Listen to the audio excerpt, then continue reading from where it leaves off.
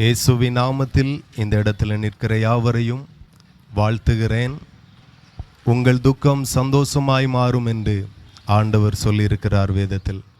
அப்படியே உங்களுடைய துக்கம் எதுவானாலும் பரலோகத்தின் ஆண்டவர் இன்றைக்கு மறைய செய்வார். அது உங்களை விட்டு மாறும். இன்றைக்கும் கர்த்தருடைய வார்த்தையை உங்களுக்கு தெரிவிக்கும்படி நாங்கள் இந்த இடத்துல வந்திருக்கிறோம்.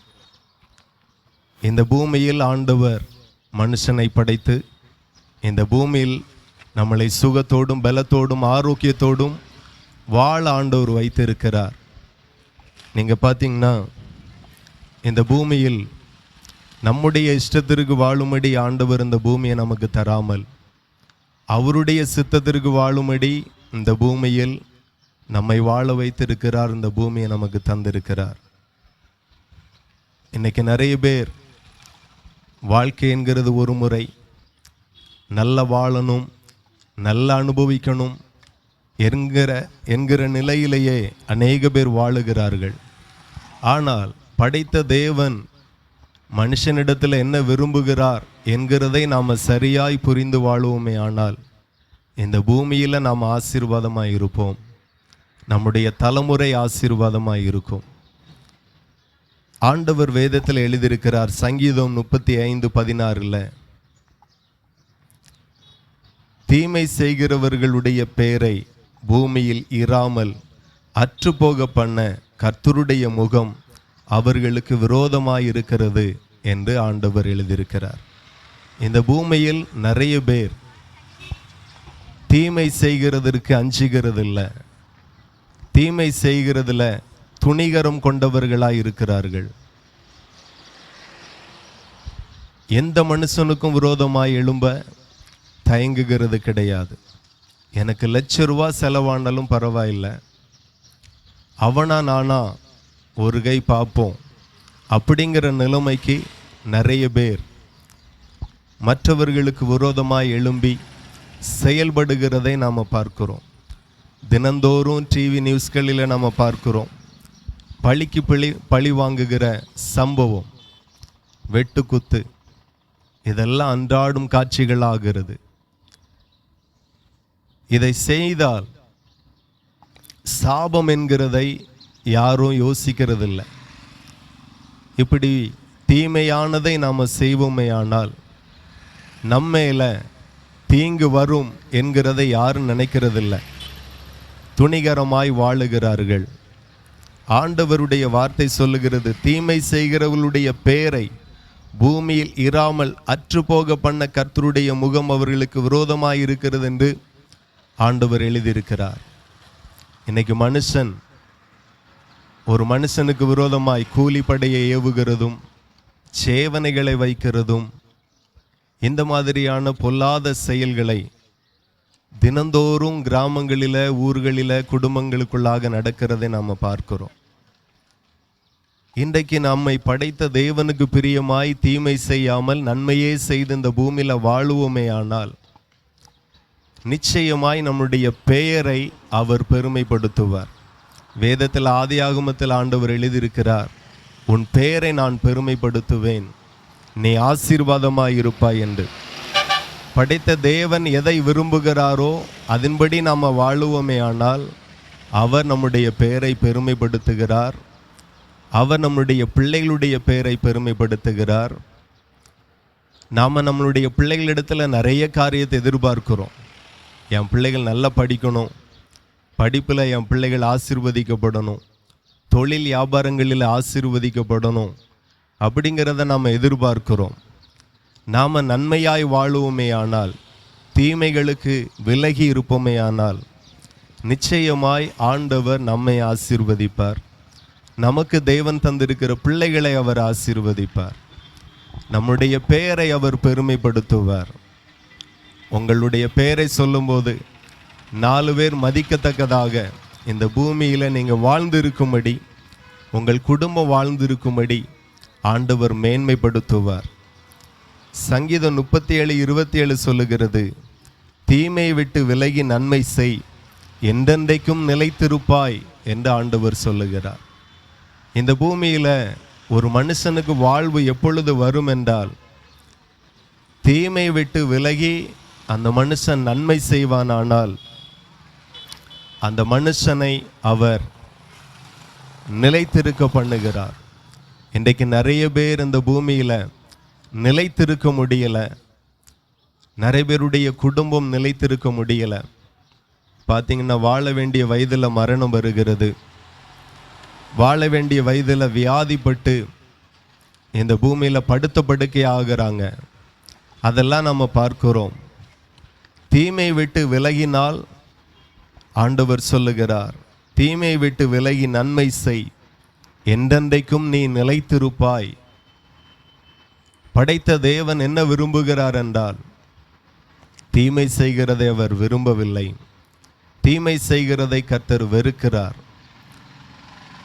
நம்மை உண்டாக்கின தேவனுடைய விருப்பம் தீமை செய்கிறதை அவர் விரும்பவில்லை. நாம் தீமை செய்கிறதை விட்டு விலகுவோமே ஆனால் ஆண்டவர் தாமே நம்மை ஆசீர்வதித்து இந்த பூமியில் என்றென்றைக்கும் நிலைத்திருக்கும்படி அவர் நம்மை பலப்படுத்தி நிலைநிறுத்துகிறார். இன்னைக்கு நிறைய பேரால் இந்த பூமியில் குடும்ப வாழ்வில் கூட நிலைத்திருக்க முடியலை, வியாபாரத்தில் நிலைத்திருக்க முடியலை, தொழிலில் நிலைத்திருக்க முடியலை, குடும்ப வாழ்க்கையில் நிலைத்திருக்க முடியலை. எத்தனை பேருடைய குடும்ப வாழ்க்கையை நம்ம பார்க்கிறோம். அதற்கு ஒரு காரணம் என்ன அப்படின்னா, தீமை செய்கிறதுனால அவர்கள் மேலே சாபம் வருகிறது. தீமை செய்கிறதுனால அவர்கள் மேலே தேவனுடைய கோபாக்கினை வருகிறது. ஆகையினால நீங்கள் புரிந்து கொள்ளுங்க, ஆண்டவருடைய வசனம் சொல்லுகிறது, சங்கீதம் 37:28, கர்த்தர் நியாயத்தை விரும்புகிறார், அவர் தமது பரிசுத்தவான்களை கைவிடுகிறது இல்லை, அவர்கள் என்றென்றைக்கும் காக்கப்படுவார்கள், துன்மார்க்கருடைய சந்ததியோ அறுப்புண்டு போகும் என்று. அப்போ தேவன் எதை விரும்புகிறார் என்றால் நியாயத்தை விரும்புகிறார், நியாயத்தை விரும்புகிறார், நீதியை விரும்புகிறார். எவ்வளோ விட்டு கொடுக்க முடியுமோ, எவ்வளோ சகிக்க முடியுமோ, எவ்வளோ பொறுத்திருக்க முடியுமோ அப்படியே நாம் சகித்து பொறுத்து நாம் தன்னை தாழ்த்தி வாழுவோமே ஆனால் நிச்சயமாக இந்த பூமியில் நம்முடைய பெயர் பெருமைப்படும்படி ஆண்டவர் செய்கிறார். அதே போல் நாம் நிலைத்திருக்கும்படி ஆண்டவர் உதவி செய்கிறார். நான் சொல்லுகிறேன், நீங்கள் செய்கிற தொழில் உங்களுக்கு ஆசீர்வாதமாக இருக்கும், தொழிலை பெருக பண்ணுவார். இன்னைக்கு படித்து விட்டு நிறைய பேருக்கு வேலை இல்லை. நீங்கள் நன்மை செய்யுங்கள், படிக்கும்போதே நன்மை செய்யுங்க.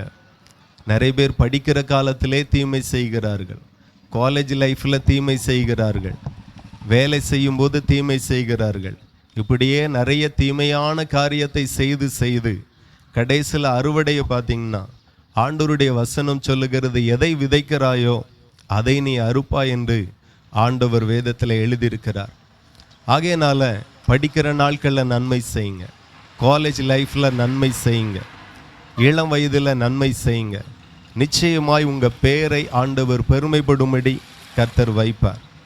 இப்போ இந்த வார்த்தையை கேட்கக்கு முன்பதாக நம்ம எவ்வளவோ இஷ்டத்திற்கு வாழ்ந்தாச்சு, மனம் போன போக்கில் வாழ்ந்துட்டோம், எதெல்லாம் விரும்பணுமோ அதெல்லாம் செய்துட்டோம்.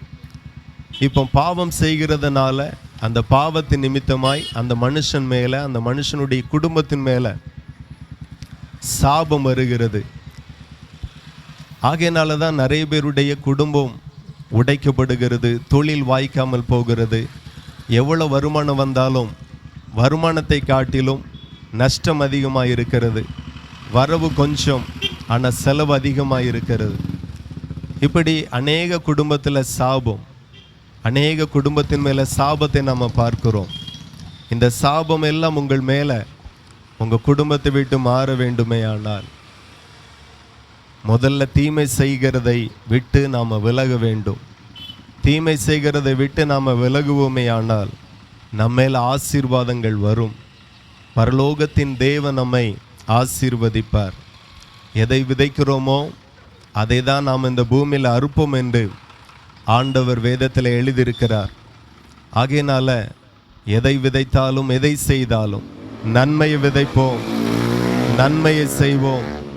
இந்த பூமியில் நீங்கள் நிலைத்திருக்கும்படி உங்கள் பேர் பெருமைப்படுகிற மாதிரி ஆண்டவர் உங்களை ஆசீர்வதிப்பார்.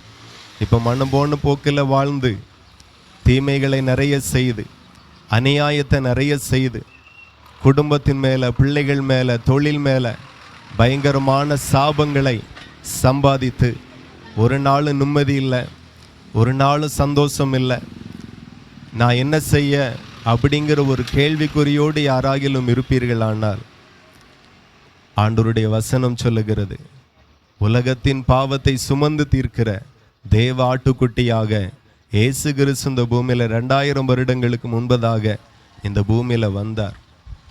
நாம் செய்த ஒவ்வொரு பாவத்திற்காக இயேசு இந்த பூமியில் அடிக்கப்பட்டார், இரத்தம் சிந்தினார், சிலுவையில் அறையப்பட்டார், ஜீவனை கொடுத்தார். இயேசு கிறிஸ்து இந்த பூமிக்கு வரக்கு முன்பதாக வேதத்தில் எழுதப்பட்டிருக்கிறது, ஒரு மனுஷனுடைய பாவத்தினால் வந்த சாபத்தை தீர்க்க பலிமிருகத்தை ஆலயத்துக்கு கொண்டு போய் பலி செலுத்தி பாவ நிவாரணத்திற்காக பலி செலுத்துவார்கள்.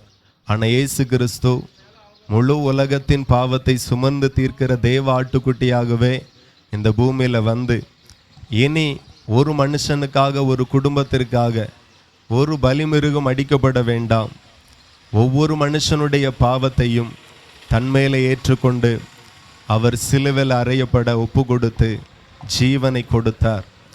இயேசு கிறிஸ்து இந்த பூமியில் வந்தது தேவனுடைய சித்தத்தை எங்களைப் போல தெருக்களில் நின்று, கடைவீதிகளில் நின்று, கடற்கரையில் நின்று ஜனங்களுக்கு பேசினார். அதோடு மாத்திரமல்ல, இயேசு கிறிஸ்து இந்த பூமியில் வந்து வியாதிகளை சுகமாக்கினார். பிசாசின் கட்டுகளால் வாழ்ந்த ஜனங்களுடைய கட்டுகளை கர்த்தர் உடைத்து சுகவாழ்வை கொடுத்தார். அதே போல் எல்லா மனுஷன் மேலே இருந்த பாவத்திற்காக அவர் தன்னுடைய ஜீவனையே கொடுத்தார். இப்போ உங்கள் குடும்பத்தின் மேலே சாபம் இருக்குமேயானால், நீங்கள் செய்த பாவத்தினால் வந்த சாபம் உங்கள் மேலே, உங்கள் குடும்பத்தின் மேலே இருக்குது என்று சொல்லி உணர்ந்தார். சாபத்தினால் வியாதிகள் வருகிறது, சாபத்தினால் நிம்மதி இல்லாமல் போகிறது. இப்படி சாபத்தின் கிரிய பல விதத்தில் இருக்கிறது. உங்கள் மேலே இருக்கிற, உங்கள் குடும்பத்தின் மேலே இருக்கிற சாபத்தை உங்களை விற்று மாற்ற இயேசு வல்லவராய் இருக்கிறார். உங்கள் வீடுகளிலே முழங்கால் படியிட்டு, இயேசுவே என் பாவத்தை மன்னியும், இனி நான் பாவம் செய்ய மாட்டேன். வசனம் சொல்லுகிறது, பாவத்தை மறைக்கிறவன் வாழ்வடைய மாட்டான், அவைகளை அறிக்கை செய்து விட்டுவிடுகிறவனோ இரக்கம் பெறுவான் என்று ஆண்டவர் வேதத்தில் எழுதியிருக்கிறார். பாவத்தை தேவன் வெறுக்கிறார். ஆகையினால பாவம் செய்கிறதை விட்டு மனம் திரும்பி இயேசு கிறிஸ்துவனிடத்தில் நான் இந்த மாதிரிலாம் பாவம் செய்துட்டேன், என்னை மன்னிங்கன்னு சொல்லுங்க.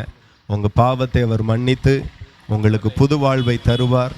நீங்கள் வாழ்ந்திருப்பீர்கள். God bless you.